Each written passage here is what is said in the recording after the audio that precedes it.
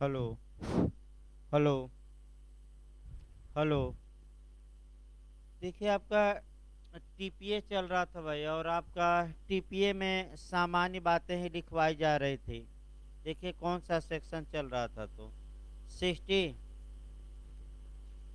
देखिए आपका मार्गेज बताया जा रहा था, और मार्गेज में कुल कुछ समझाया गया था कल आपका, उसको लिखिए। आपका समझा दिया गया था 60 से लेकर 66 तक, मैंने 60 से लेकर और 66 तक कल थोड़ा बहुत समझा गया था डिटेल में। तो भाई आपका कल से चलेगा ही, उसको लिखिए ताकि प्री वाला आज हो जाए। लिखिए भाई धारा 60 मोचन का। नहीं, पहले तो ऐसे लिखिए धारा 60 से लेकर सेक्शन 60 से लेकर 66 तक, सेक्शन 60 से लेकर 66 तक बंधक कर्ता के अधिकार, यानी कि मार्गेजर बंधक कर्ता के अधिकारों का उल्लेख किया गया है। ये एक बार क्वेश्चन आ चुका है कि मार्गेजर के राइट कहाँ दिए गए हैं, बंधक कर्ता के अधिकार कहाँ दिए गए हैं। तो इसमें आप तोड़ लेंगे कहाँ से कहाँ तक, तो 60 से लेकर आपका 66 तक। इसके बाद लिखिए धारा 60 मोचन का अधिकार, हेडिंग डालिए सेक्शन 60 या धारा 60 मोचन का अधिकार। अब देखिए यही क्वेश्चन पर क्वेश्चन आपका निकलता है।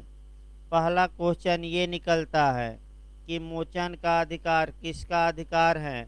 आपका ये भी यूपीजे में आ चुका है।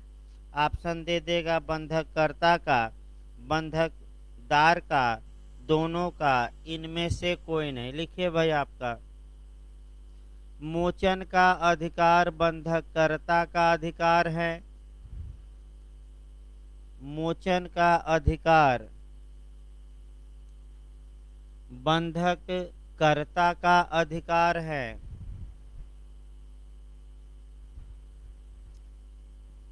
इसी में लिखिए मोचन का समय पूछा है, यानी कि कितने दिन में मोचन करा सकता है। तो आपका 30 ईयर लिखिए, मोचन कराने की अवधि। इसे लिखते रहिए, सब क्वेश्चन है। मोचन कराने की अवधि पूछे, समय पूछे, तो आपका जवाब रहेगा 30 वर्ष, 30 ईयर।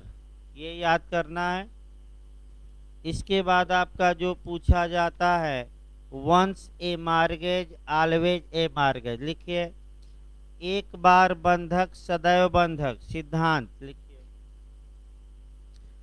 एक बार बंधक सदैव बंधक का सिद्धांत। एक बार बंधक सदैव बंधक का सिद्धांत धारा 60 में समाहित है। 60 धारा 60 में समाहित है।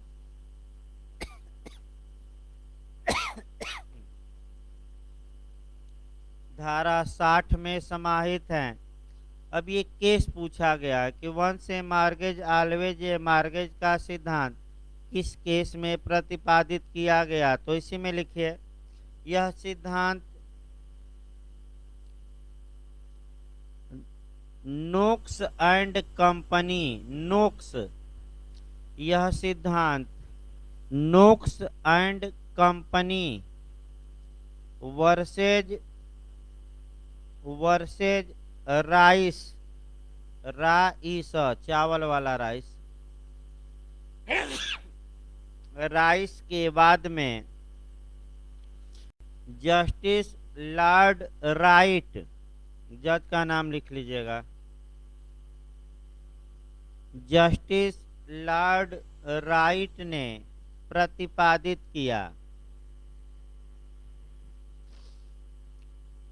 ये आपका क्वेश्चन कई बार पूछा जा चुका है। अगला लिखिए इसी में भाई पैराग्राफ चेंज करके लिखिए अगला सिद्धांत, एक बार गिरवी सदैव गिरवी। ये वैसे टीपीए से कनेक्ट नहीं है, आपका कॉन्ट्रैक्ट से कनेक्ट है, लेकिन एक बार टीपीए में पूछा गया है। देखिए, एक बार गिरवी सदैव गिरवी, इसको कहते हैं once a pledge always a pledge. गिरवी को इंग्लिश में प्लीज कहते हैं। लिखिए, एक बार गिरवी सदैव गिरवी का सिद्धांत, मृत्युंजय पाने, मृत्युंजय पाने बनाम नर्मदा बाला के केस में, मृत्युंजय पाने, प में आ के मंत्रा पा और न में एक मंत्रा, पाने वर्सेज नर्मदा बाला, नर्मदा बाला के वाद में प्रतिपादित किया गया था। नर्मदा बाला के वाद में प्रतिपादित किया गया था।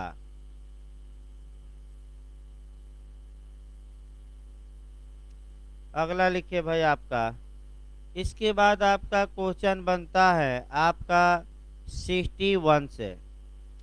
61 से आपका पिछली बार पूछा गया था क्वेश्चन यूपीजे में। और लिखिए, समेकन का सिद्धांत या एकत्र करने का सिद्धांत। पिछली बार ये सेक्शन आ चुका है। समेकन का सिद्धांत या एकत्र करने का सिद्धांत,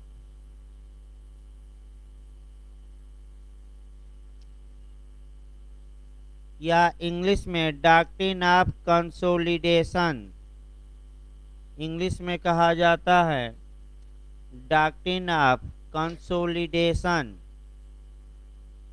टीपीए की धारा 61 तथा 67 ए में, कैपिटल ए लिखिएगा, टीपीए की धारा 61 तथा 67 ए में समाहित है।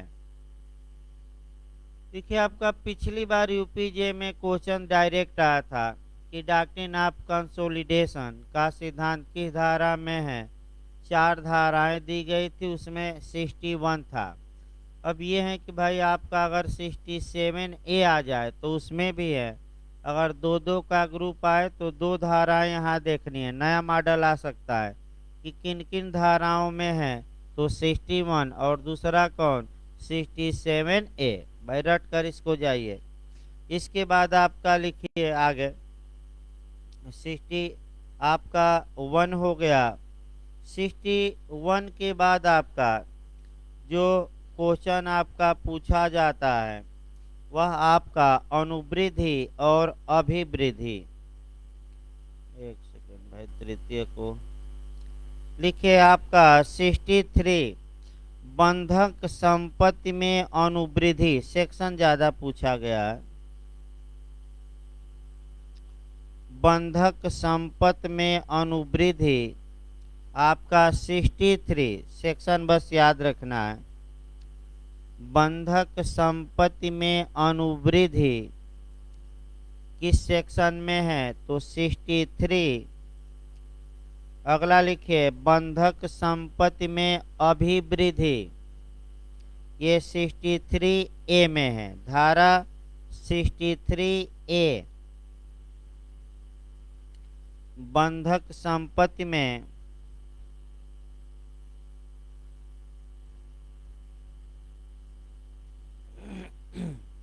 अभिवृद्धि 63 ए। इसके बाद आ जाए अगला भाई आपका, लिखिए पैराग्राफ चेंज करके, बंधकदार का अधिकार यानी कि मार्गेजी यानी कि जो पैसा दिया है, बंधकदार का अधिकार या मार्गेजी का राइट। एक तो आपका सेक्शन वाइज पूछा जाता है, कि किस सेक्शन से किस सेक्शन तक आपका मार्गेजी या बंधकदार का अधिकार दिया गया है। तो 67 से लेकर 77 लिखिए। धारा 67 से लेकर यानी कि सेक्शन 67 से लेकर सेक्शन 67 से लेकर 77 तक यानी कि 77 तक बंधकदार के अधिकार दिए गए हैं। बंधकदार के अधिकार दिए गए हैं। ये आपका पहला क्वेश्चन बनता है। इसके बाद आपका बनता है 67 से क्वेश्चन बनता है। हेडिंग डालिए, पूर्वबंध या विक्रय का अधिकार। धारा 67 पूर्वबंध या विक्रय का अधिकार। क्वेश्चन आपका ये बनता है, पहला क्वेश्चन, कि पूर्वबंध या विक्रय का जो राइट है ये किसका राइट है, बंधककर्ता का कि बंधकदार का। तो आपका बंधकदार लिखेंगे। लिखिए, यह अधिकार बंधकदार का है। भाई सेक्शन भी याद रखना है, कौन सा सेक्शन, 67 पूछा गया कई बार। यह अधिकार बंधकदार का है।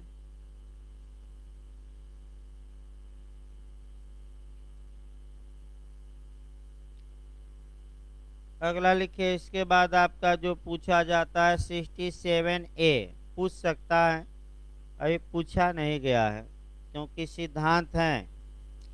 67A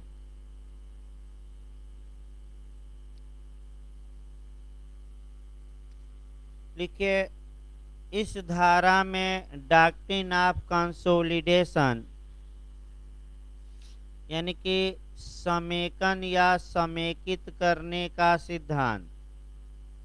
इस धारा में डॉक्ट्रिन ऑफ कंसोलिडेशन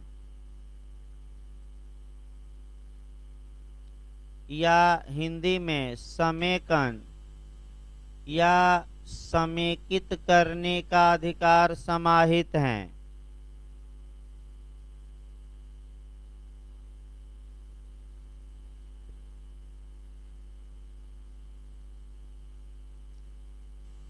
इसके बाद जो आपका सेक्शन पूछा जाता है वह आपका पूछा जाता है रिसीवर पर। लिखिए भाई, section 69A section 69A receiver या प्रापक की नियुक्ति।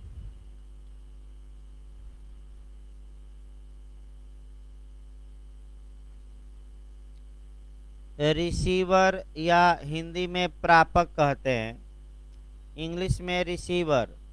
तो आपका एक क्वेश्चन बस प्री में बनता है कि रिसीवर की नियुक्ति किस धारा में। तो 69A मंद मारेंगे। दूसरा क्वेश्चन ये बनता है कि रिसीवर कौन नियुक्त कर सकता है, बंधककर्ता की बंधकदार। तो बंधकदार। लिखिए, रिसीवर की नियुक्ति, इसी लाइन में लिखिए एक लाइन, रिसीवर की नियुक्ति बंधकदार द्वारा की जाती है। बंधकदार द्वारा की जाती है।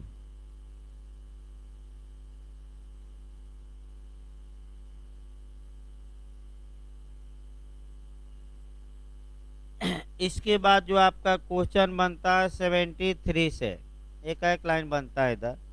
लिखिए, प्रतिस्थापित प्रत्याभूति। प्रतिस्थापित प्रत्याभूति का सिद्धांत किस धारा में है। तो 73 मार्क कराइएगा। प्रतिस्थापित प्रत्याभूति, इधर आपका सेक्शन ज़्यादा याद करना है। इसके बाद आपका जो क्वेश्चन बनता है 76, अगला लिखिए 76, बस एक लाइन का क्वेश्चन बना है। कि सकब्जा बंधकदार के दायित्व कहाँ दिए गए हैं, लिखिए 76 धारा 76 हेडिंग डालिए। सकब्जा बंधकदार के दायित्व, सकब्जा बंधकदार के दायित्व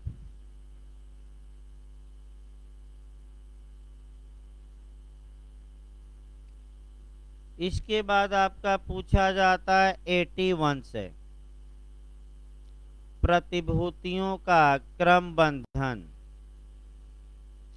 लिखिए प्रतिभूतियों का क्रम बंधन।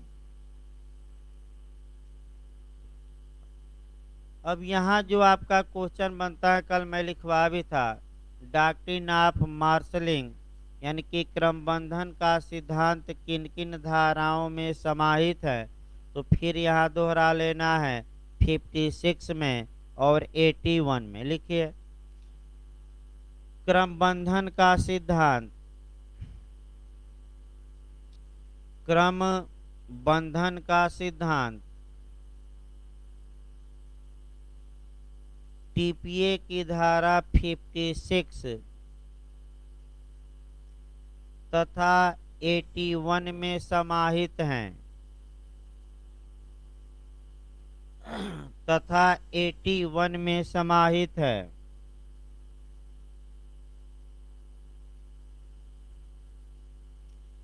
इसके बाद आपका 82 से भी क्वेश्चन बस हेडिंग से बनता है। लिखिए जो क्वेश्चन आपका बना है 82 से एक लाइन का वह ये बना है कि अभिदाय का सिद्धांत या विभाजन का सिद्धांत, अभिदाय अभिदाय का सिद्धांत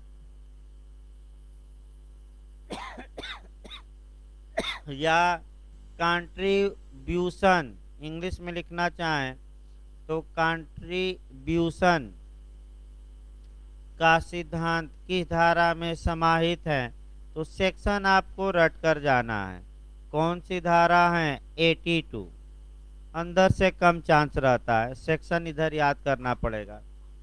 इसके बाद आपका जो क्वेश्चन बनता है वह आपका बनता है 91 और 92। लिखिए भाई 91 में 91 रिडीम अप का सिद्धांत है, रिडीम अप मोचन ऊपर को, इंग्लिश में रिडीम अप।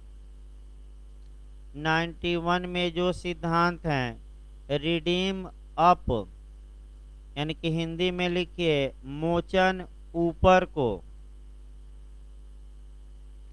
लिख लिए मोचन ऊपर को। तथा 94 में, तथा धारा 94 में फोरक्लोजर डाउन, तथा धारा 94 में फोरक्लोजर डाउन यानी कि पूर्वबंध नीचे को का सिद्धांत समाहित है, पूर्वबंध नीचे को। देखिए इसको समझा जा रहा है भाई कैसे मोचन। देखिए आपका या तो अलग अलग पूछेगा क्वेश्चन तो रट कर जाइएगा, रिडीम अप पूछे तो 91 और फोरक्लोजर डाउन पूछे तो 94। एक दो बार उत्तराखंड में जो क्वेश्चन बनाया है कि रिडीम अप और फोरक्लोजर डाउन यानी कि मोचन ऊपर को और पूर्वबंध नीचे को का सिद्धांत किन धाराओं में समाहित हैं, और दो दो धाराओं का ग्रुप देगा। तो आपका 91 92 92 93 91 93 91 94। तो जब भी ऐसा क्वेश्चन आए तो आप कौन सा ग्रुप देखेंगे 91 और 94। अलग अलग भी क्वेश्चन बना है तो आपका फोरक्लोजर डाउन पूछे तो फिर एक बार बताया जा रहा है भाई आपका 94 और मोचन ऊपर को यानी कि रिडीम अब पूछे तो कौन सी धारा मारेंगे 91 और फोरक्लोजर डाउन तो आपका 94। इसको एक उदाहरण से बता दिया जाए। देखिए एक उदाहरण बताते हैं जिसमें कि आपका दोनों चीजें समाहित रहेंगी।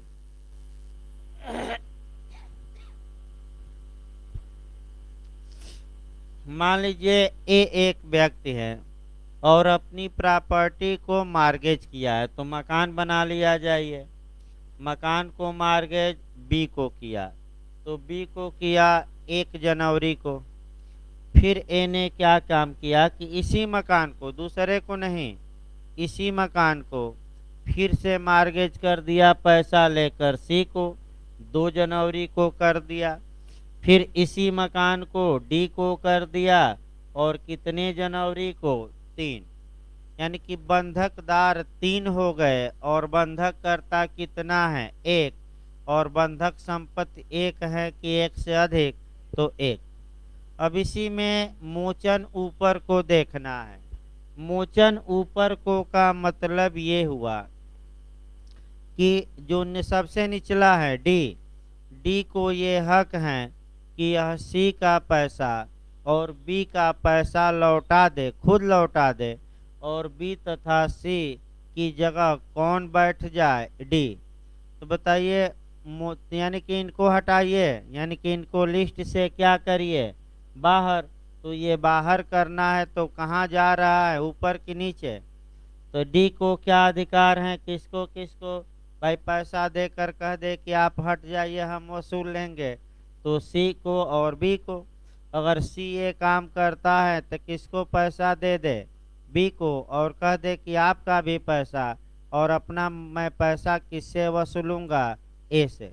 तो ये मोचन हुआ, मोचन में छुटकारा, यानी कि इनको क्या करिए बाहर। तो ये कहाँ जा रहा है, ऊपर कि नीचे, ऊपर। और पूर्वबंध नीचे को का मतलब ये हुआ 94 वाला कि बी न्यायालय से मांग कर सकता है कि हजूर सी और डी के अधिकारों पर रोक लगाई जाए। मैं पहले पैसा दिया हूँ, अतः मेरा पहला अधिकार है, अतः मुझे पहले दिलवाया जाए और इनके अधिकारों को रोक लगा दी जाए। तो जो पूर्वबंध हैं वह कहाँ आ रहा है, नीचे। तो बताइए बी किसको, किसके अधिकार पर रोक लगा सकता है, सी किस पर लगा सकता है, डी पर। और आपका बी लगा देगा इन लोगों पर, तो पहले पैसा किसको मिलेगा, बी पर। तो इसी को हम कहते हैं मोचा आपका पूर्वबंध नीचे को। तो आगे डिटेल में आपका बताया ही जाएगा, अभी तो शॉर्टकट में भाई केवल। अगला लिखिए भाई, इसके बाद 92 क्वेश्चन बनता है। 92 से भी क्वेश्चन बना है। जब भी 92 पढ़िए तो आपका 44 भी पढ़ लेना है और लगातार क्वेश्चन बनता है। 92 लिखिए एक ही में, धारा 92 तथा 44 में, यानी कि सेक्शन 92 तथा 44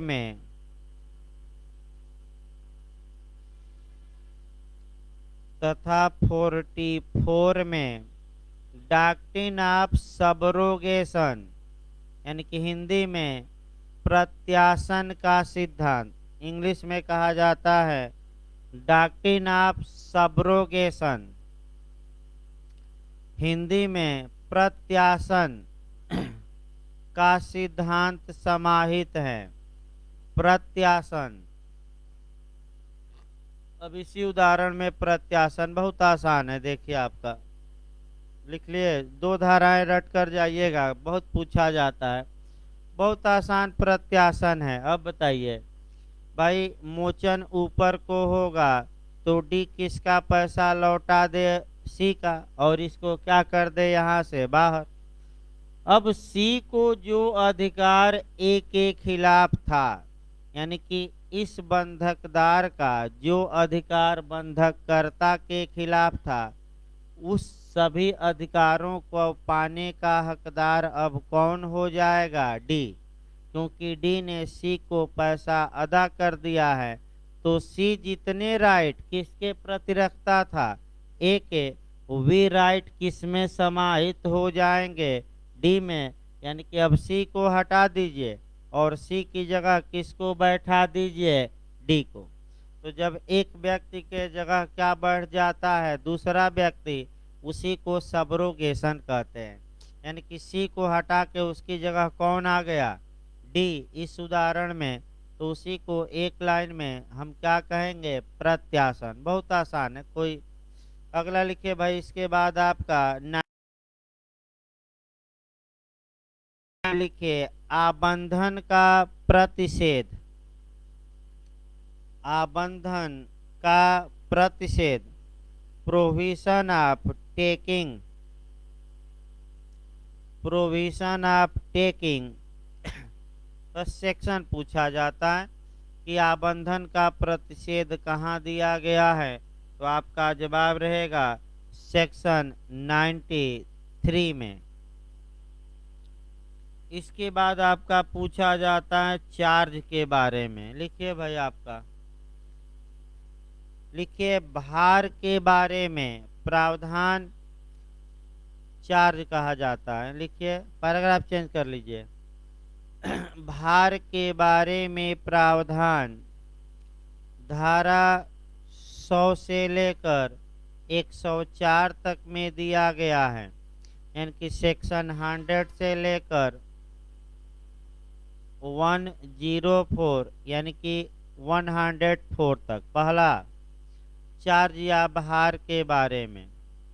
इसके बाद आपका यूपीजे में ये क्वेश्चन आया था कि भार को कहाँ परिभाषित किया गया है, तो आपका पहला जवाब रहेगा सेक्शन 100। लिखिए, धारा 100 में, धारा 100 में भार को परिभाषित किया गया है, चार्ज को परिभाषित किया गया है। दूसरा ये आता है कि भाई किसी संपत्ति पर चार्ज या भार कैसे हो सकता है, दे देगा पक्षकारों के कार्य द्वारा, दूसरा दे देगा विधि की क्रिया द्वारा, दोनों इनमें से कोई नहीं। तो पक्षकार के कार्य द्वारा भी हो सकता है और विधि के क्रिया द्वारा। तो एक विधि के क्रिया द्वारा का उदाहरण देखा जाए। मान लीजिए एक का मकान है और बिजली का बिल उसका बकाया है और नहीं देता, तो बिजली वाले उस, ये जो बिजली का बिल है, हाउस टैक्स है, वाटर टैक्स है, उसके मकान पर भार होगा, दायित्व होगा। और ये सब पैसा किससे वसूला जाएगा, उसके मकान से। तो भाई नीलामी होगी, नहीं देता है तो बेचवाया जाएगा और पैसा वसूला जाएगा। तो ये पक्षकार के कार्य द्वारा नहीं हुआ, कानून उस संपत्ति पर क्या कर दिया, चार्ज अधिरोपित कर दिया कि दीजिए पैसा, नहीं तो मकान बेचकर हम क्या करेंगे, वसूल लेंगे। तो पक्षकार के कार्य द्वारा तो लगातार बता ही जा रहा है। तो एक लाइन लिखिए भाई आपका इसमें, भार का सृजन, अंडरलाइन कर लीजिएगा इसको, कई बार रिपीट किया है ये भी क्वेश्चन। भार का सृजन पक्षकारों के कार्य द्वारा, भार का सृजन पक्षकारों के कार्य द्वारा तथा विधि की क्रिया द्वारा हो सकता है। पक्षकारों के कार्य द्वारा और विधि की क्रिया द्वारा, दोनों मार कर आइएगा। अलग अलग ऑप्शन देगा, दोनों इनमें से कोई नहीं, तो क्या मारेंगे, दोनों। अगला लिखिए। इसके बाद आपका क्वेश्चन इधर बनता है 103 से 103 103 से क्वेश्चन बनता है। लिखिए, सूचना या नोटिस। एक लाइन आपका क्वेश्चन बना है, न्यायोचित सूचना का सिद्धांत टीपीए की किस धारा में है? तो 103 मार्क कराइएगा। लिखिए दूसरे भाई, सूचना लिख लें, आप लिख करके एक और सब लिखिए। न्यायोचित सूचना का सिद्धांत न्यायोचित सूचना का सिद्धांत टीपीए की धारा 103 में समाहित है। 103 में समाहित है।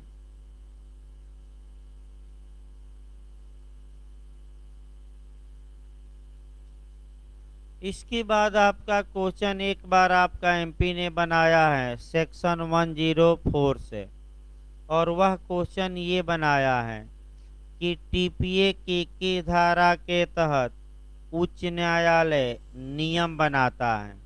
तो वह आपका 104 लिखिए, धारा 104 हेडिंग डाल लीजिए भाई, धारा 104 लिखिए। इस धारा के तहत उच्च न्यायालय को,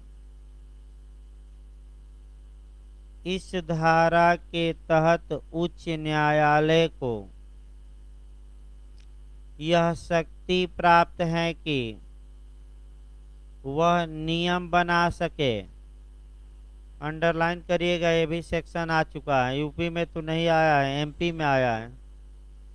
वह नियम बना सके। अब पूरी टीपीए के लिए नियम नहीं, ये भी हो सकता है आगे पूछ ले कि उच्च न्यायालय किसके लिए नियम बनाएगा। तो पूरे टीपीए के लिए नहीं, केवल और केवल अध्याय आपका 4 के लिए, यानी कि मार्गेज और आपका चार्ज के लिए। लिखिए एक लाइन और भाई, उच्च न्यायालय केवल अध्याय 4 के लिए, स्पष्ट लिखिए, उच्च न्यायालय केवल अध्याय 4 के लिए, अर्थात बंधक एवं भार के बंधक एवं भार के लिए, अर्थात बंधक एवं भार के लिए नियम बना सकता है।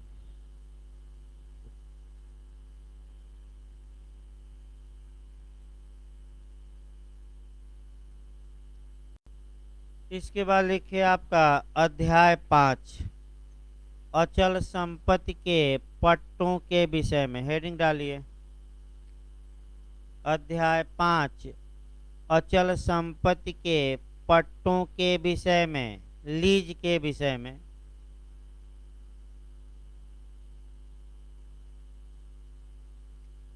सेक्शन 105 से लेकर 117, यानी कि धारा 105 से लेकर 117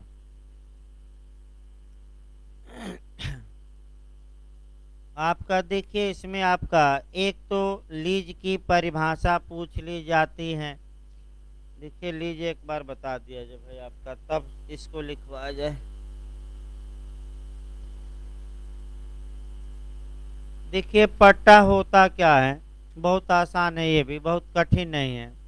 ये इस मकान का मालिक है और ये मकान ये बी को देता है, बी को उपभोग के लिए देता है। किसके लिए? यूज के लिए, यानी कि स्वामी ए ही रहेगा और कब्जा किसको दे दिया? बी को, यूज के लिए। और इस कब्जे के बदले बी से ए आपका कंसिडरेशन या पैसा ले रहा है, चाहे वो धन के रूप में हो, चाहे फसल के अंश के रूप में हो, सेवा के रूप में हो, इससे हमें मतलब नहीं है। सेवा भी करा सकता है या आपका उपज का कुछ अंश भी ले सकता है या धन भी ले सकता है। तो इसी संव्यवहार को एक लाइन में हम क्या कहते हैं? लीज।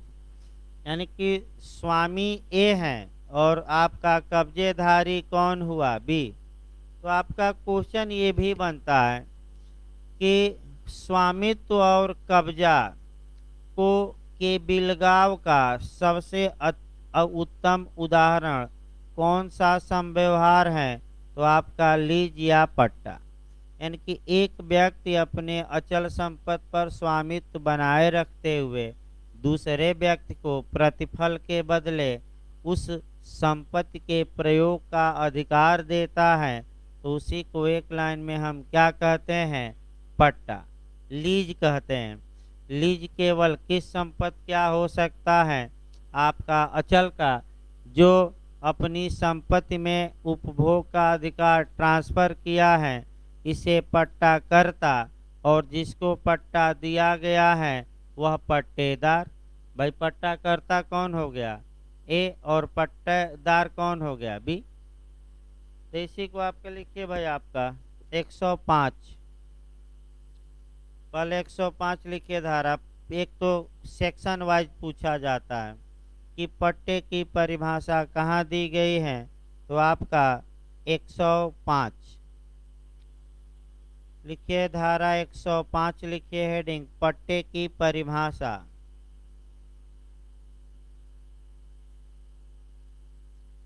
लिखिए धारा 105 में 5 शब्दों को परिभाषित किया गया है। धारा एरो बनाकर लिखिएगा आगे। धारा 105 में 5 शब्दों को परिभाषित किया गया है।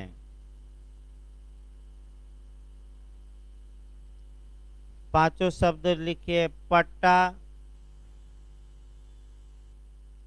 पट्टा हो गया, फिर कामा देकर लिखिए पट्टा करता, पट्टा करता, फिर कामा दीजिए पट्टेदार, पट्टेदार, फिर कामा दीजिए प्रीमियम, प्रीमियम पगड़ी कहा जाता है, आगे बताया जाएगा प्रीमियम। और पांचवा शब्द है रेंट या भाटक, किराया, भाटक यानी कि किराया। पांचवा है भाटक, भाटक मतलब न आए तो किराया लिख लीजिएगा कोष्ठ में। इसके बाद आपका जो पूछा जाता है कि पट्टे में कैसे हित का आपका अंतरण होता है। एक दिन मैं बताया था कि अगर जहाँ स्वामित्व दिया जाए वहाँ पूर्ण हित, और जहाँ स्वामित्व न दिया जाए, कब्जा दिया जाए, उपभोग का अधिकार हित दिया जाए, तो वहाँ आंशिक। तो आप लोग बताइए, ए ने बी को इस मकान का स्वामित्व दिया है कि केवल उपभोग करने के लिए? तो पट्टे में किस हित का अंतरण होता है? आंशिक के पूर्ण? आंशिक। लिखिए, ये भी क्वेश्चन आ चुका है।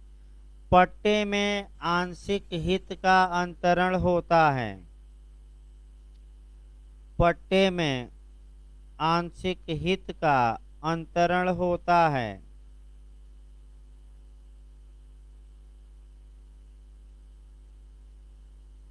इसके बाद आपका जो क्वेश्चन बनता है कि माइनर को अगर पट्टा किया जाता है तो उसका क्या प्रभाव होगा? तो माइनर न तो पट्टा कर सकता है, न उसके फेवर में पट्टा किया जा सकता है। यानी कि अवयस्क या अप्राप्त वय, यानी कि जो व्यक्ति 18 साल से कम है, न तो पट्टा कर्ता बन सकता है और न ही पट्टेदार। अगर वह बनता है तो ऐसा पट्टा आपका मोहरी वीवी वर्सेस धर्मोदास घोष के केस में जस्टिस लॉर्ड नॉर्थ ने बताया कि ऐसा पट्टा वाइड एब इनिशियो या शून्य होगा। नहीं, शून्य नहीं भाई, आरंभतः शून्य, यानी कि शुरू से शून्य। जिस क्षण पट्टा किया गया उसी क्षण से क्या? वाइड या बातिल या शून्य। अब एक समस्या और यहाँ आपको कवर करनी है। अगर वाइड एब इनिशियो या प्रारंभतः शून्य शब्द दिया रहे तब तो भाई प्रारंभतः शून्य मारिए। लेकिन अगर प्रारंभतः शून्य शब्द न रहे और रहे कि वैध होगा, अवैध होगा, शून्य होगा, और एक आपका दे देगा शून्यकरणीय होगा, तब शून्य मारिए। उसका उपाय हम बता रहे हैं। क्योंकि आपका वार्ड एब इनिशियो शब्द है नहीं, तो अब देखा जाता है कि जब ये नहीं है तो इसके बाद क्या विकल्प हम चुनें। तो जो सर्वोत्तम विकल्प मिलेगा उसे हम क्या करेंगे, चुनेंगे। तो अगर ये क्वेश्चन आ जाए कि आपका अवयस्क के फेवर में किया गया पट्टा, तो पहले देखिएगा वार्ड एब इनिशियो प्रारंभतः शून्य, और न रहे तो क्या मारेंगे, वार्ड। और उसका हम उपाय बता रहे हैं, लेकिन पहले क्या खोजना है, वार्ड एब इनिशियो। लिखिए इसको भाई अभी। हाँ क्या, उसमें अब देखिए अगर इनमें से कोई न रहे तब विवाद आयोग कर सकता है। अगर आयोग इनमें से कोई नहीं सही मानता है तो निकाल ले जाएगा क्वेश्चन। क्यों, क्योंकि वार्ड एबनिसियो होता है। या बिहार आयोग आपका शून्य भी मान सकता है। भाई देखिए आपका टेक्निकल यही है कि वार्ड एबनिसियो होगा, लेकिन कई राज्य शून्य भी माने हैं, वार्ड एबनिसियो दिए ही नहीं। अब ये कि इनमें से कोई नहीं रहेगा तब समस्या फंसेगी। और क्या मारा जाए अब उसमें भाई आपका, अब आयोग जो माने। वैसे हमारे हिसाब से शून्य सही रहेगा, क्योंकि जो बिहार उहार का मॉडल आ रहा है, अगर हल्का सा इधर उधर है तो बिहार आयोग अपना निकाल रहे हैं। जैसे अभी पूछा गया था कि प्रतिफल के बिना संविदा, तो भाई प्रतिफल के बिना संविदा शून्य नहीं होती, करार होता है। तो शून्य माना है, और आपका कोई आपत्ति भी नहीं किया कि ये क्वेश्चन हटाया जाए। तो भाई कुछ ऐसे क्वेश्चन हैं, एक दो मिलते हैं जो आपका उस समय मॉडल देखकर ही कवर करना है कि क्या ऑप्शन मारा जाए, पहले से सेट नहीं है। लिखिए इसको भाई। अवयस्क को किया गया पट्टा प्रारंभतः शून्य होता है।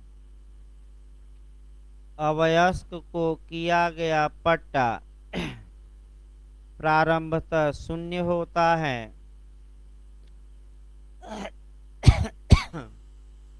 वर्ड एब इनिशियो होता है, प्रारंभतः शून्य होता है। ऐसा निर्णय प्रीवी काउंसिल द्वारा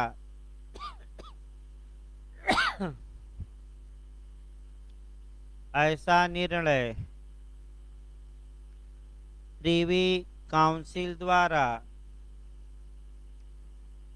मोहरी बीबी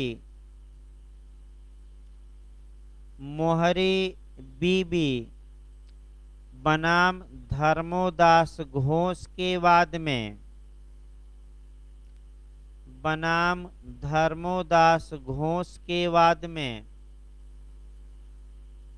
जस्टिस लॉर्ड नॉर्थ ने दिया। जज का नाम भी पूछा गया है, जस्टिस लॉर्ड नॉर्थ ने दिया।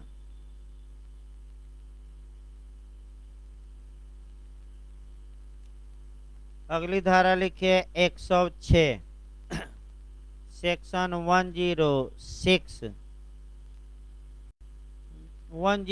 से भी ज़्यादा क्वेश्चन बने हैं, यानी कि 90% चांस रहता है कि 106 से एक क्वेश्चन आ जाए। लिखिए आपका पहला भाई 106 लिखिए आपका, पट्टे की कालावधि, पट्टे की कालावधि का निर्धारण। पहला क्वेश्चन यही बनता है कि पट्टे की कालावधि या समय का निर्धारण किस सेक्शन के तहत किया जाएगा। तो आपका जवाब रहेगा 106। 106 दूसरा क्वेश्चन आपका बनता है कि किस धारा में सन 2002 में संशोधन किया गया। तो 106 लिखिए, यह धारा सन 2002 में प्रतिस्थापित की गई है। सन याद रखिएगा, यह धारा 2002 में 2002 में प्रतिस्थापित की गई हैं, माने नए सिरे से लिखी गई हैं। अगला क्वेश्चन आपका समय पर बनता है। तो फिर एक बार याद रखिए भाई, अगर कहीं माने लिखा पढ़ी न हो और प्रथा वथा न हो तो 2 पॉइंट याद रखना है।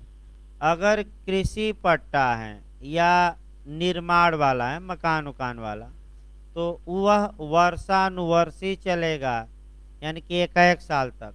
लेकिन कब? जब कहीं लिखा पढ़ी न हो और कोई प्रथा उस बारे में लोकल न हो, मैंने कहीं लिखा नहीं गया है। और अन्य मामलों में जो पट्टा रहेगा वह मासानुमासी चलेगा। यही पॉइंट पकड़ना है। अगर कृषि वाला पट्टा है या विनिर्माण वाला तो ये कैसे चलेगा? 1 साल के लिए। लेकिन ये कब मैं बता रहा हूँ, जब पक्षकार लिखे हों कि न लिखे हों, न लिखो और कोई प्रथा वथा भी न हो। और अगर आपका अन्य मामले हैं तो कैसे चलेगा? एक मास, मास दर मास। अब एक क्वेश्चन और बनता है, अगर वार्षिक पट्टा है तो भाई आपका 6 माह पहले सूचना दी जाएगी कि आप खाली करिए हमारी जमीन। और मासिक पट्टा है तो कितने दिन पहले? 15। ये रट कर जाइएगा, मासिक पट्टे में कितने दिन पहले सूचना दी जाएगी? 15। और वार्षिक पट्टे में 6 माह। आधा आधा कर दीजिए, लिखिए भाई इसको, लिखिए। यदि यदि लिखित संविदा या कोई स्थानीय प्रथा न हो, यदि लिखित संविदा या कोई स्थानीय प्रथा न हो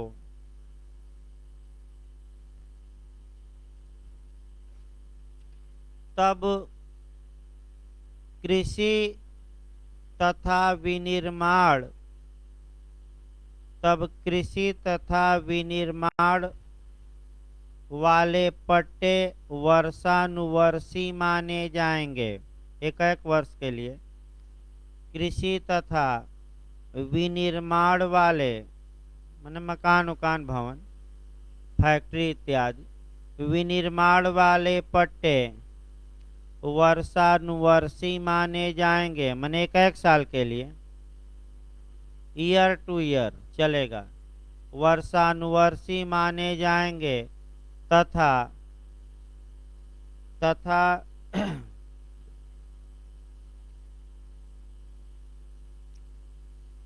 6 माह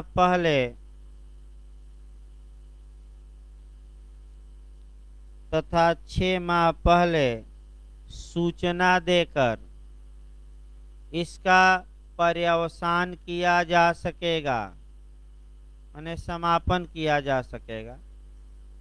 6 माह पूर्व सूचना देकर इसका पर्यवसान माने समापन कहा जाता है, द एंड, समापन किया जा सकेगा। अगला लिखिए, अन्य विषयों के पट्टे मासानुमासी होंगे, माने कृषि निर्माण से भिन्न। भाई अन्य विषय माने क्या? कृषि और निर्माण से भिन्न। अन्य विषयों के पट्टे मासानुमासी होंगे तथा 15 दिन पूर्व सूचना देकर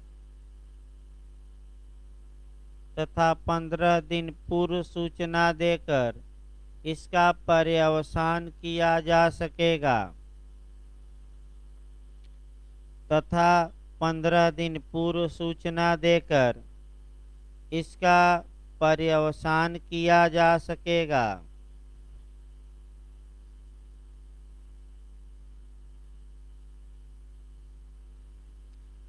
अगला लिखिए धारा आपका 107, पट्टा करने का ढंग।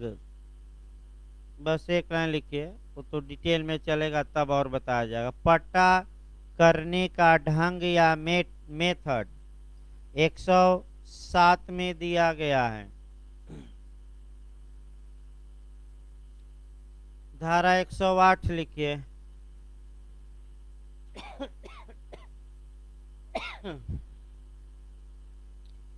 पट्टाकर्ता और पट्टेदार के, हेडिंग डालिए, पट्टाकर्ता और पट्टेदार के अधिकार और दायित्व। पट्टाकर्ता और पट्टेदार के अधिकार और दायित्व। बस एक लाइन क्वेश्चन बनता है, किस सेक्शन में दिया गया है, तो 108 में। इसके बाद जो आपका क्वेश्चन बनता है मुख्य रूप से 111 बनता है। लिखिए भाई, डिटर्मिनेशन ऑफ लीज, पट्टे का पर्यवसान। हेडिंग डालिए। यानी कि पहला क्वेश्चन आपका बनता है कि पट्टे का पर्यवसान किस धारा के तहत, मेंस में बनता है, प्री में भी, तो कौन सी धारा मार कराएंगे, आपका 111। समापन ना है तो लिख लीजिए पट्टे का समापन। इसके बाद आपका जो पूछा जाता है कि जब्ती द्वारा पट्टे का पर्यवसान कहाँ दिया गया है, नीचे लिखिए भाई, जब्ती द्वारा पट्टे का प्रावधान, यानी कि फॉर फ्यूचर द्वारा, यानी कि आपका फॉर फ्यूचर द्वारा, यानी कि हिंदी में जब्ती द्वारा पट्टे का पर्यवसान का प्रावधान, अंडरलाइन कर लीजिएगा, बहुत बार पूछा है क्वेश्चन, धारा 111 के क्लाज जी में किया गया है। अंदर से भी यहाँ पूछा जाता है बहुत ज़्यादा, अब वो उतना संभव नहीं है बताना, फिलहाल 2 लाइन में नहीं बताया जा सकता, लेकिन एक कम से कम इतना तो याद रखिए, 111 जी, स्मॉल जी लिखिएगा, 111 के किस खंड में, जी में। इसके बाद जो आपका क्वेश्चन बनता है वह मुख्य रूप से बनता है 116 पर। लिखिए, धारा 116 अतिधारण का प्रभाव, इफेक्ट ऑफ होल्डिंग ओवर। अतिधारण का प्रभाव हिंदी में इंग्लिश में लिखना है effect of holding out, effect of holding out.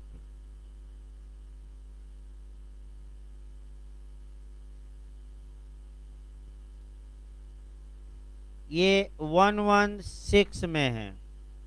क्या है, किस में, देखिए 116 क्या कहता है, फिर एक बार देखा जाए। एक उदाहरण देखिए, पूछा जाता है, मान लीजिए ए का ये मकान है और ए ने बी को किराए पर दिया है, और 1 मास का आपका, मान लीजिए कि 11 मास तक का किराएदारी बनी है, 11 मास बीत गया, ए भी मौन है, बी भी मौन है, बी ए को किराया दे रहा है और ए किराया स्वीकार कर ले रहा है, बी उस मकान पर काबिज भी है और ए विरोध नहीं कर रहा है, तो ये मान लिया जाएगा कि पट्टे का नवीनीकरण हो गया है।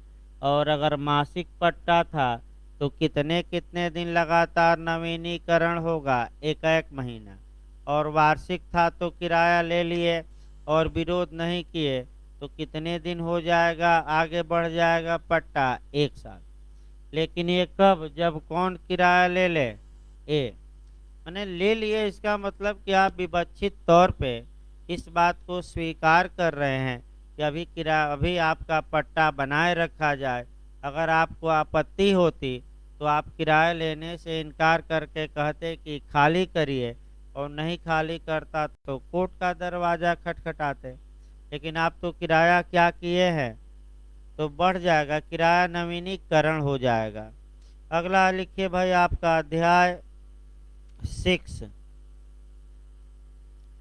अध्याय 6 लिखिए विनिमय के विषय में। विनिमय के विषय में सेक्शन 118 से लेकर 121।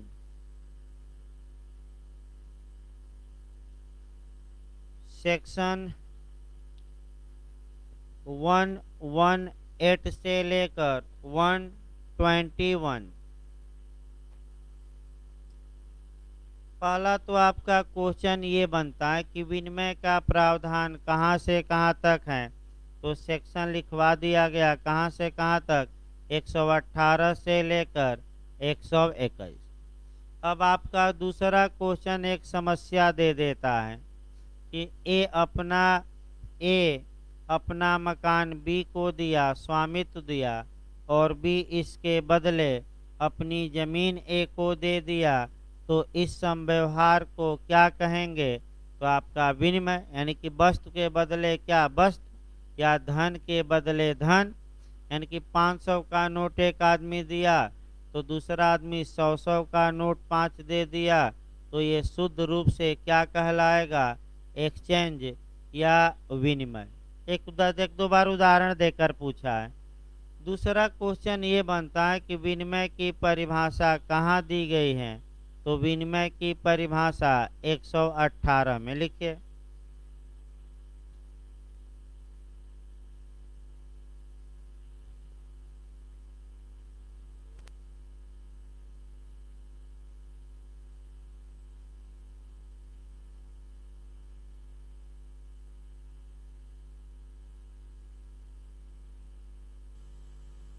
लिखिए भाई, पहला तो क्वेश्चन ये बनता है कि आपका एक्सचेंज या विनिमय की परिभाषा कहाँ दी गई है।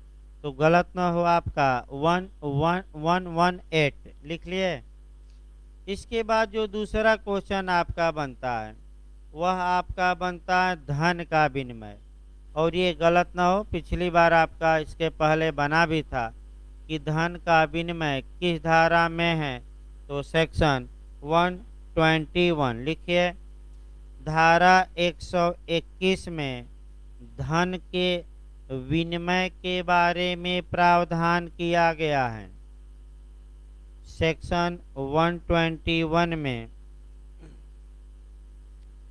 धन के विनिमय के बारे में प्रावधान किया गया है।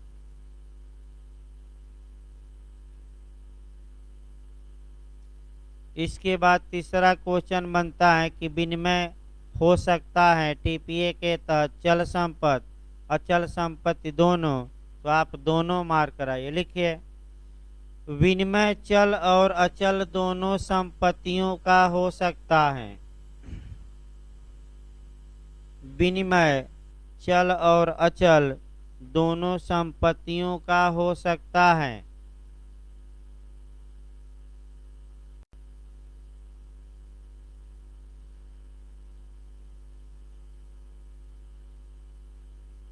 अब लिखिए चैप्टर 7 अध्याय 7। लिखिए गिफ्ट के विषय में, यानी कि दान के विषय में।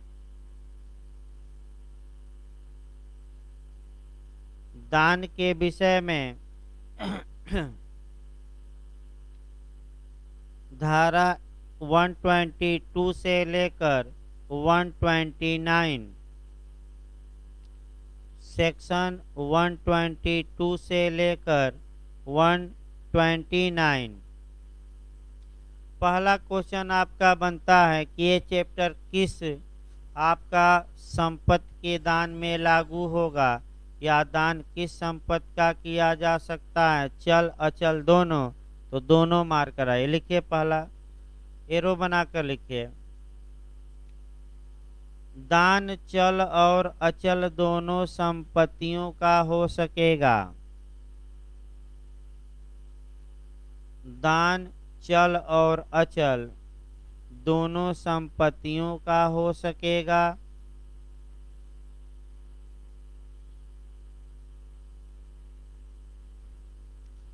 दूसरा क्वेश्चन आपका बनता है कि दान की परिभाषा किस धारा में, पिछली बार बना था तो 122 लिखिए।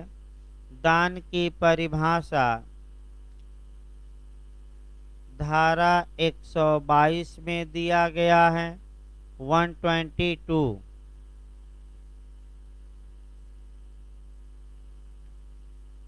इसके बाद आपका पूछा जाता है कि दान कैसे किया जाएगा, या दान करने का नहीं, ये भी एक लाइन और इसमें लिखना है भाई।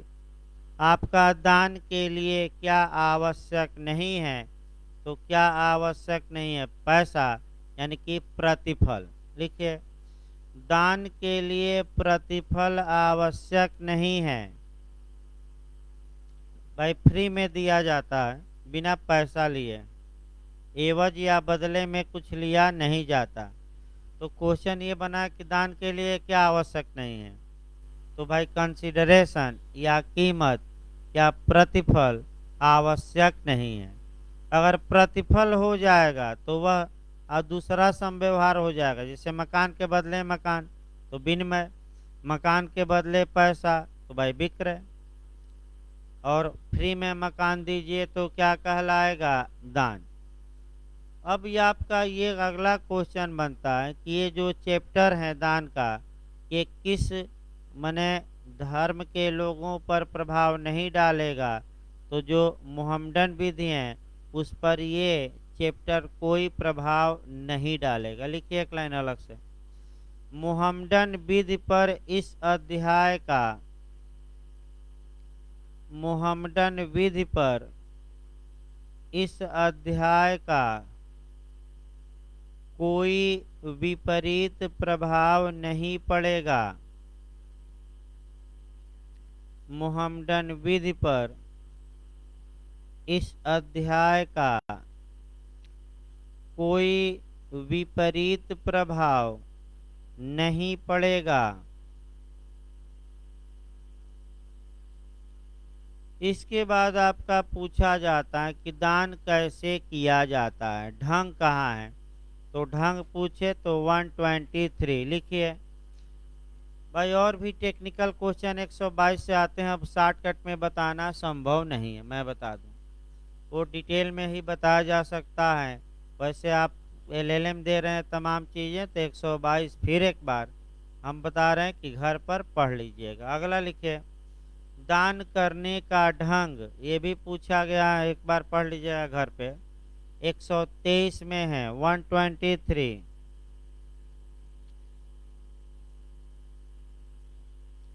अगला क्वेश्चन बनता है कि प्रेजेंट प्रॉपर्टी और फ्यूचर प्रॉपर्टी, यानी कि किस संपत्ति का दान किया जा सकता है, वर्तमान संपत्ति का, भावी संपत्ति का, दोनों का, इनमें से कोई नहीं, तो दोनों न मारिएगा, केवल किसका, वर्तमान।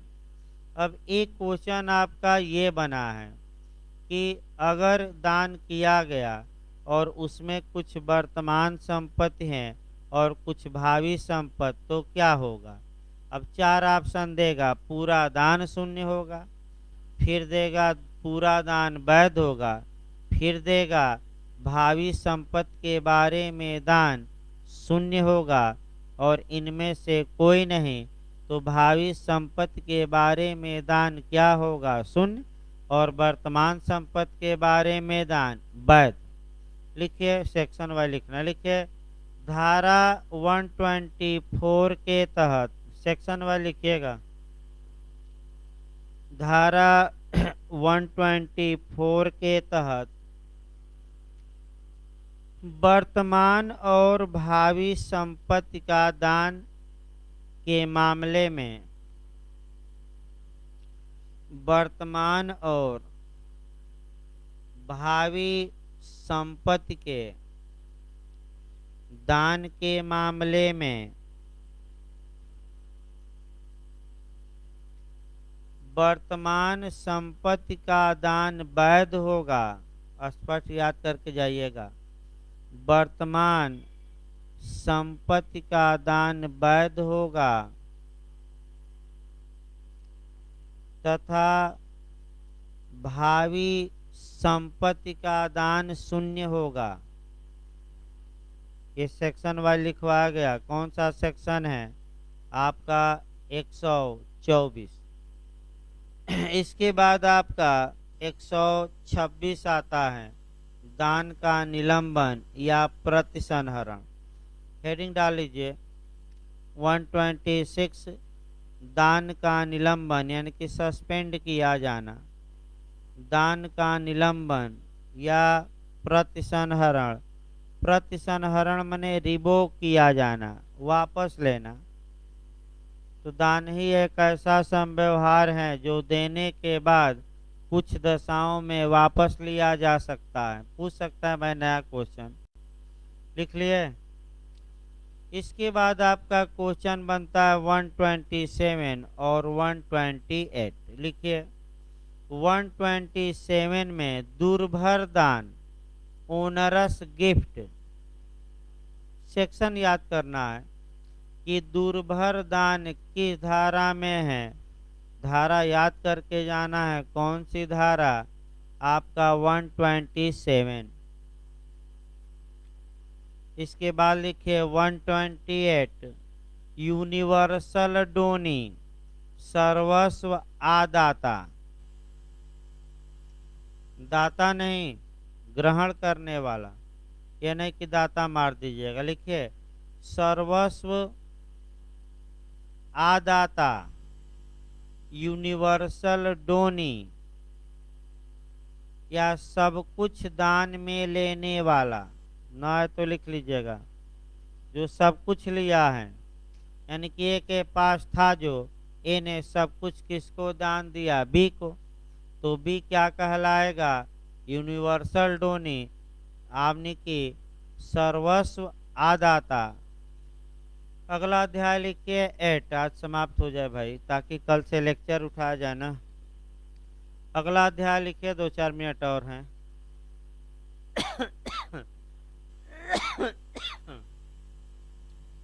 अध्याय 8, एक्शनेबल क्लेम यानी कि अनियोज्य दावा। अनियोज्य दावा धारा 130 से लेकर 137 तक।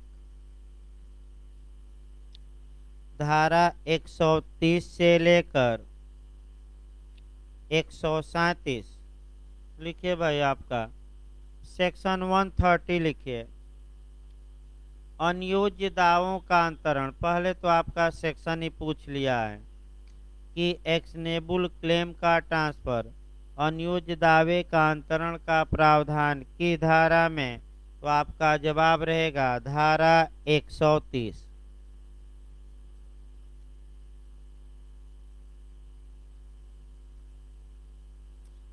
दूसरा क्वेश्चन ज्यादा बनता है कि अनियोज्य दावे का ट्रांसफर कैसे किया जाएगा।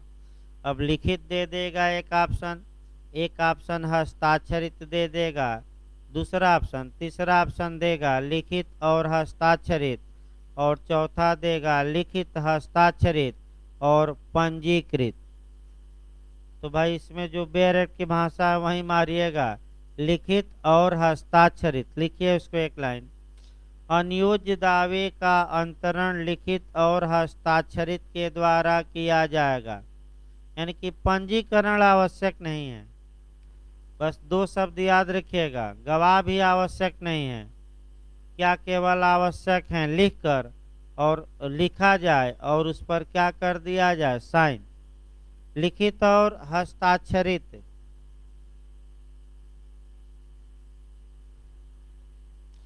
इसके बाद आपका सेक्शन 123 बनता है। बिहार उहार में कई बार आपका बना है। लिखिए भाई आपका 132 में सिद्धांत है, साम्य चाहने वाले को साम्य का पालन करना चाहिए। धारा 132 में लिखिए, साम्य चाहने वाले को साम्य का पालन करना चाहिए।